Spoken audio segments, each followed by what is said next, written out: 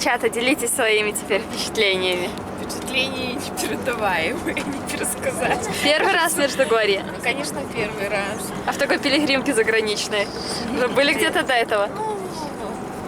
Второй раз в Гневы ездили. Куда? Гневы. Ага. Святой Уршуле, Станиславу Копчинскому. А я сегодня вообще такая пилигримка, что до неба можно подпрыгнуть выше этих гор. Что понравилось больше всего? Все понравилось. И крестный ход, и ход к Матери Божией. Все понравилось. А второй, Костюле все. а второй девушке что понравилось? А я хочу сказать, что я так чекала эту пилігримку, що тепер зрозуміла, що життя моє міняється. Життя до Меджугор'я і після. І на крижі, куди піднялись ми на гору, я з людьми, які мені там душили, змила всі свої недогони, сподіваюся, страх, недовір.